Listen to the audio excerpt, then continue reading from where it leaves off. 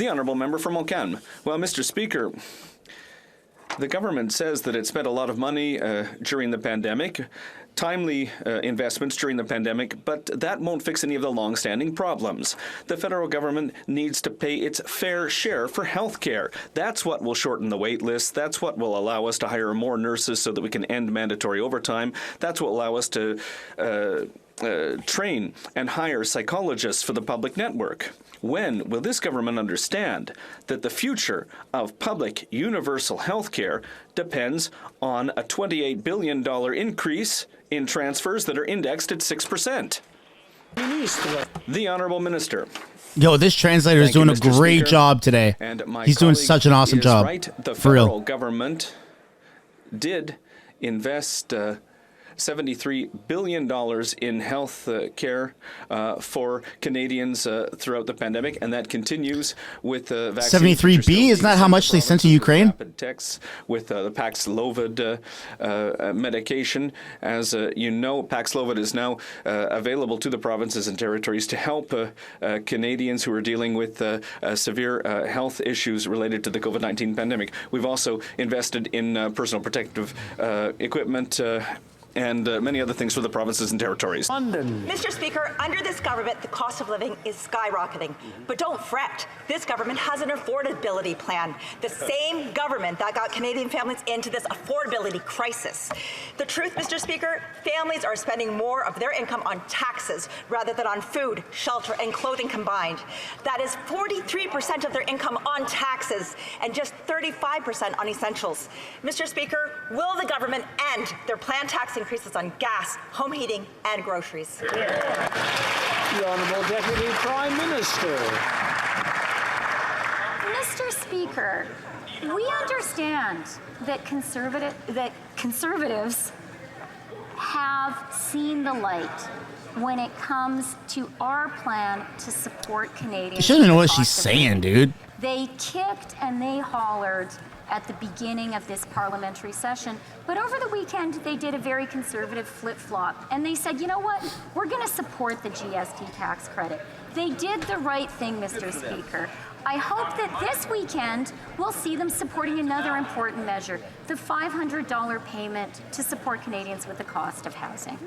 Member for Bow River. The average Canadian family now spends more of its income on taxes than it does on the necessities of food and shelter combined. Farmers in Bow River are paying millions in carbon taxes annually just to power their irrigation systems. Their hard-earned dollars are being siphoned off by the NDP Liberal government rather than being reinvested in local economies, local infrastructure, local goods. Will the government end their planned tax increases on gas, home heating, groceries, so farmers can get back to feeding the world, so Canadians can afford nutritious food?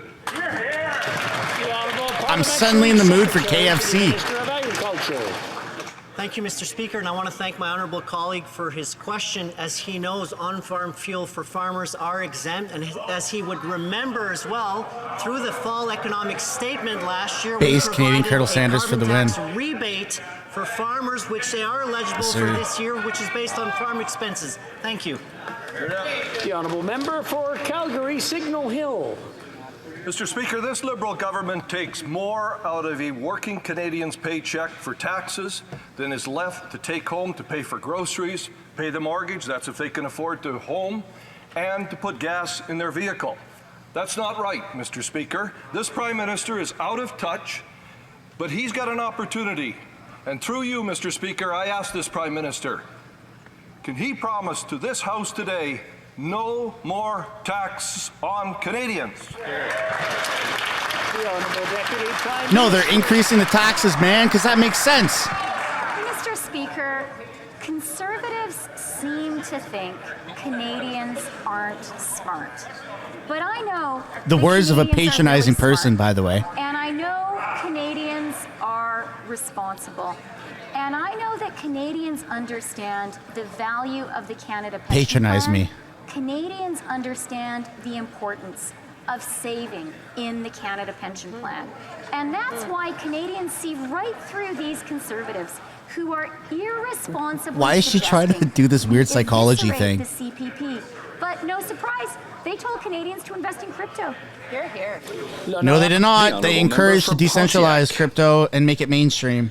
Mr. Speaker, it was so difficult to watch throughout the weekend all of the destruction caused by Hurricane Fiona. And this is a very serious example of the climate crisis that we are all facing today, here and in our communities.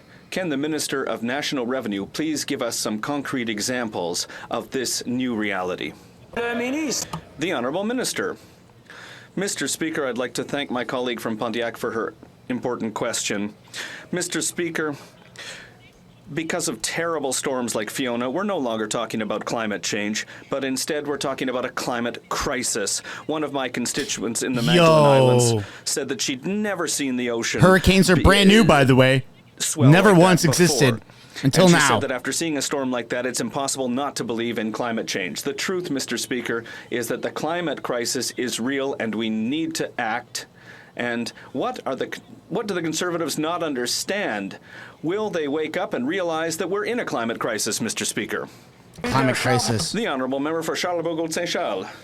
Mr. Speaker, in January 2017, the Prime Minister invited the entire world to move to Canada through the Roxham Road crossing. But this invitation from the PM has created some very lucrative opportunities for his Liberal buddies. CBC Radio Canada reported today that at least $500 million have been spent managing the Roxham Road and Lacull crossings. And for example, he awarded single-source contracts worth no less than $14 million to his friend Pierre Gay, someone who, by sheer coincidence, has contributed over $16,000 to the Liberal Party. Why do so many contracts awarded by this Prime Minister have a whiff of corruption? Can the Prime Minister explain? The Honourable Minister. Thank you very much, Mr. Speaker, and thank you to the member opposite for the question. As I said before, transparency and accountability are critically important to our government. The rental agreement reference was negotiated based on a fair market value to Not gonna lie, a competitive price. Feels Given like I'm the going to location of Hogwarts. the land and its proximity to the border, this was an ideal location for CBSA to use for this purpose. Our government is delivering open, fair, and transparent procurement processes while obtaining the best value for Canadians. The Honourable Member for Charlebourg-Saint-Charles. Mr. Speaker, I've been there 3 times over the last 5 years in Lacull, and every time we saw that there was completely useless spending, great tent setups that were emptying, spending that served no purpose. And the worst in all this, Mr. Speaker, is that the contracts have been given to friends. They're contracts where we can't see the details, we don't get the information, and because they're saying it's a national security. You know, what's a national security about just a tent?